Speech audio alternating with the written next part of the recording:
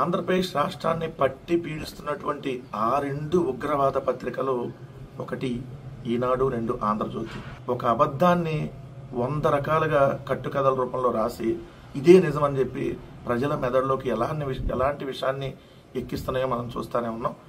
ఈరోజు శృతి మించిపోయి వాళ్ళు రాసి ఏ విధంగా వాళ్ళు రాక్షస ఆనందం పొంది ఈ రాష్ట్ర వినాశనాన్ని కోరుకుంటున్నాయి ఆ రెండు పత్రికలు అనేది ఒకసారి ఈరోజు వార్తల్లోకి వెళ్తే మనకు అర్థమవుతుంది. ఈనాడులో పెట్టిన హెడ్డింగ్, పెళ్లి వికిన జనాగ్రహం, బాధ్యులపై చర్యలు తీసుకోకపోతే మరో ఉద్యమానికి సిద్ధం, అమరావతి ఐకాస, ఎన్హెచ్ఆర్సీ ప్రెస్ కౌన్సిల్ ఆఫ్ ఇండియాకు ఎంపీ కృష్ణదేవరాయలు ఫిర్యాదు, జగన్ క్షమాపణ చెప్పకపోవడం విచారకరం చంద్రబాబు.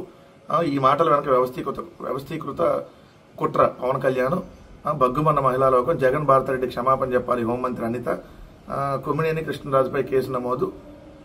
ఆంధ్రజ్యోతి వచ్చేటప్పటికి వైసీపీ మార్క్ పొలిటికల్ టెర్రరిజం, సంఘ విద్రోహులు నేరస్తులకు అండ, మచ్చు కొన్ని ఉదాహరణలు అని చెప్పి జగన్ గారు పోలీసుల్ని ఏదైతే బట్టలు ఉపదిస్తానో సెల్యూట్ చేపిస్తా అన్నది, తెనాలి వెళ్ళి మొన్న ఎవరైతే దళిత మైనార్టీ యువకులను పరామర్శించాడో అది పొలిటికల్ టెర్రరిజం అంట. ఏదైతే జగన్మోహన్ రెడ్డి గారు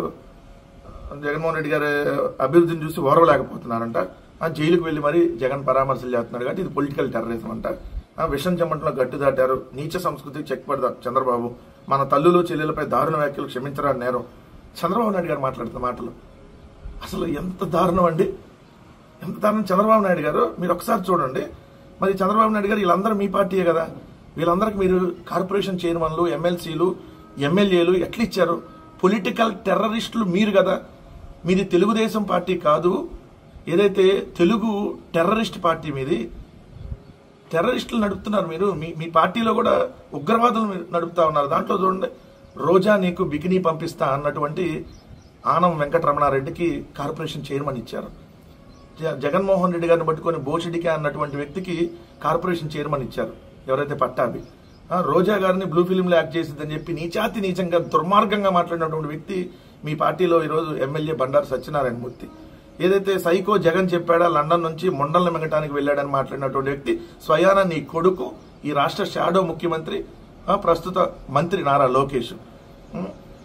ఏదైతే హోంమంత్రి సుచరిత గారిని ఉద్దేశించి సంకనాకమన్నటువంటి వ్యక్తి ఈరోజు రాష్ట్ర స్పీకర్గా ఉన్నటువంటి అయ్యన్న పాత్రుడు. నీ తెలుగుదేశం పార్టీకి సంబంధించి ఏదైతే వెంగళరావు అనేటటువంటి ఒక వ్యక్తి మీరు పెట్టినటువంటి యూట్యూబ్ ఛానల్లో తాడేపల్లిలో జగన్ గారి ఇంట్లో వ్యభిచారం జరుగుతుందని మాట్లాడినటువంటి ఒక దుర్మార్గమైనటువంటి వ్యక్తుల్ని, ఇలాంటి పొలిటికల్ టెర్రరిస్టులని నడుపుతుంది మీరు. కిరాక్ ఆర్పి అనేటటువంటి వ్యక్తి ఈ పార్టీకి సంబంధించి జంతువుల కొవ్వు కాదు, ఏదైతే రోజా గారి పంది కొవ్వు అని చెప్పి మాట్లాడినటువంటి నిజంగా కూడా ఒక మనిషి కాదు, అలాంటి వ్యక్తులు మీ పార్టీలో ఉన్నారు. స్వయాన ఈరోజు హోంమంత్రి గారు మాట్లాడుతున్నారు కదా, ఆమెకు అసలు ఏం మాట్లాడుతుందో ఏంటో తెలిసే మాట్లాడుతున్నారా? ఒక మహిళ ఉండి నీచంగా మాట్లాడినటువంటి మహిళా జాతి సిగ్గుతో తలదించుకునేటటువంటి విధంగా మాట్లాడినటువంటి వ్యక్తి ఈరోజు రాష్ట్ర హోంమంత్రి. భారతమ్మ గారిని, ఏదైతే విజయమ్మ గారిని వీళ్ళని ఎందుకు అమ్మ అంటారు, వీళ్ళ నాన్నకు వాళ్ళకి ఏమవుతాడు వీళ్ళ నాన్న అని చెప్పి మాట్లాడినటువంటి నీచమైనటువంటి కామెంట్స్. ఆమె ఈరోజు రాష్ట్ర హోంమంత్రి. కానీ మేము ఎప్పుడు మాట్లాడలేదా? మేము ఆ విధంగా మాట్లాడామా? ఎంత దారుణం అండి. కానీ మమ్మల్ని పొలిటికల్ టెర్రరిస్టులు అంటున్నారు. ఒక చర్చా వేదికలో ఒక వ్యక్తి ఒక పదం తప్పుగా దొర్లితే ఆయన క్షమాపణ చెప్పాడు తర్వాత, సో దాన్ని అందరూ ఖండించారు. కానీ దానికి అక్కడ ఉన్న యాంకర్కి లింక్ పెట్టేస్తూ, ఏదైతే అక్కడ ఉన్నటువంటి యాజమాన్యానికి లింక్ పెట్టేస్తూ, మరి మీ ఛానల్లో కూర్చొని చెప్పులతో కొట్టించినప్పుడు మరి మీరే కదా దానికి బాధ్యులు. లంభాష ముంభాషను మాట్లాడినప్పుడు మీరే కదా బాధ్యులు. మీ ఛానల్లో కూర్చొని జగన్మోహన్ రెడ్డి గారి తలకాయ నరికేపిచ్చేస్తామని చెప్పి మాట్లాడినటువంటి అప్పుడు మీరే కదా దానికి బాధ్యులు. మీ పార్టీలో తొడలు కొట్టి ఆనా డాష్లని ఈనా డాష్లను లాక్కొస్తాం, వైసీపీ నా డాష్లు అన్నావా, ఎమ్మెల్సీ ఇచ్చారు. చంద్రబాబు నాయుడు గారు మీరు నీతి వాక్యాలు చెప్తున్నాం ఏంటి? నిజంగా మీరు నీతి వాక్యాలు చెబుతూ ఇప్పుడు అసలు ఏమీ తెలియనట్టుగా మీకు సంబంధించినటువంటి సోషల్ మీడియా పెట్టి చూపిస్తే శ్యామల గారి మీద కానీ, లేదంటే అమ్మాయి చనిపోయింది మీ ట్రోల్స్ వల్ల, గీతాంజలి అనేటటువంటి అమ్మాయి రైలు కింద పడి చనిపోయింది. గీతాంజలి అనేటటువంటి మహిళ. ఈరోజు మీరు మాట్లాడుతున్నారు తెలుగు ఉన్మాద పార్టీ అనేది మీది కదా. ఈ ఆంధ్రజ్యోతి రాస్తాడు, ఇరాక్లో ఐసిస్, ఏపీలో ఐసిస్ అంట. ఇరాక్లో ఐసిస్, ఏపీలో ఎల్లోసిస్ అని రాయి. ఎల్లోసిస్ అంటే ఏదైతే తెలుగుదేశం పార్టీ, దానికి కొమ్ము కాస్తున్నటువంటి రాజకీయ పార్టీలు, ఏదైతే వాళ్ళకి బి పార్టీలుగా ఉన్నటువంటి వాళ్ళు, అదేవిధంగా కొంతమంది ఎనలిస్టులు తెలుగుదేశం పార్టీకి కొమ్ము కాస్తున్నటువంటి ఆ 2 టెర్రరిస్ట్ పత్రికలు ఏదైతే ఉన్నాయో, ఒకటి ఆంధ్రజ్యోతి, 2 ఈనాడు, అదేవిధంగా TV5, ABN, మహాన్యూస్, కొంతమంది ఎవరైతే ఈ ఎల్ఓసిస్లో ఉన్నారో, అది రాష్ట్రానికి పట్టినటువంటి అత్యంత ప్రమాదకరమైనటువంటి ఉగ్రవాద సంస్థ అని చెప్పండి. ఆంధ్రప్రదేశ్ రాష్ట్రంలో ఒక అతిపెద్ద ఉగ్రవాద సంస్థ నడుపుతా ఉన్నారు. ఏదైతే ఈ 2 దినపత్రికలు ఆధ్వర్యంలో చంద్రబాబు నాయుడు గారిని మెయిన్గా పెట్టుకొని వీళ్ళు నడుపుతున్నటువంటి ఉగ్రవాద సంస్థ పేరు ఎల్ఓసిస్. ఇది రాష్ట్రానికి ప్రమాదకరం. అది రాయండి. పవన్ కళ్యాణ్ గారు నేను స్టేట్మెంట్ ఇస్తే నవ్వు వచ్చింది. మీ తల్లి గారిని బండ బూతులు తిడితే కొద్దిగా సిగ్గు లేకుండా మీరు వెళ్ళి ఇంకా వాళ్ళకున్నారు. మిమ్మల్ని అలాగా అన్న వెళ్ళి వాళ్ళకి ఈ రోజు కూడా వాళ్ళ కాళ్ళ దగ్గర ఉన్నారంటే మీరు కూడా మాట్లాడితే ఎట్లా? 30,000 మంది మహిళలు మిస్ అయ్యారన్నారు కదా, మహిళల అక్రమ రవాణా జరిగిందన్నారు కదా, దాని గురించి మాట్లాడరు. అభివృద్ధిని చూసి ఓర్చుకోలేకపోతున్నారు. అంటే ఏందా మీరు చేసిన అభివృద్ధి ఈ సంవత్సర కాలంలో? ఏది స్కూళ్ళు నిర్వీర్యం చేయటము, మెడికల్ కాలేజీలు అమ్మేయటము, పోర్టులు అమ్మేయటము, 1,50,000 కోట్ల అప్పులు చేయటం, ఇదే మీరు చేసిన అభివృద్ధి సంవత్సర కాలంలో? 3 లక్షల ఉద్యోగాలు పీకేయటం.